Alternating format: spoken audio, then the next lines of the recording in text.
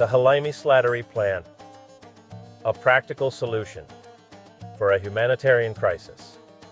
In the late 1930s, the U.S. briefly considered Alaska as a potential refuge for Jewish refugees fleeing Nazi persecution. This idea, known as the Slattery Report, proposed relocating displaced Jewish people to the then territory of Alaska. The plan was never fully pursued, and by 1948, Israel became the focal point of Jewish homeland aspirations. Fast forward to 2025.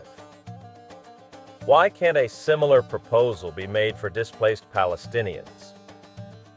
Egypt and Jordan have made it clear that they will not accept large numbers of Palestinian refugees, and the United States cannot force them to do so without risking a regional or even global conflict. Meanwhile, the U.S. faces an unprecedented labor shortage, with Alaska among the states most in need of workers in industries such as oil, transportation, and construction. Even during periods of high migration, the state has struggled to meet labor demands. This is where the Halimy-Slattery Plan could offer a solution. Named in honor of Mohammed Medo Halimy, the young Palestinian TikTok influencer, who tragically lost his life in an Israeli air raid, and Harold Slattery, whose 1939 refugee proposal laid the groundwork for similar ideas in the past. This plan would provide economic opportunity, safety, and stability to displaced Palestinians while simultaneously addressing America's labor shortages.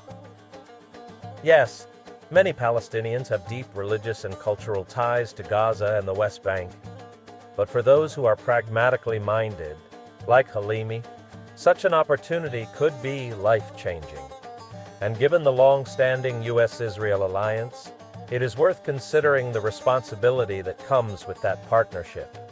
The United States has invested heavily in Israel since 1948, and while the broader conflict is complex, there must be an acknowledgement of the humanitarian consequences on all sides. The Marshall Plan rebuilt Europe after World War II. The Halimy-Slattery Plan could do the same for an entire displaced people. The question is, do we have the courage to apply the same logic today?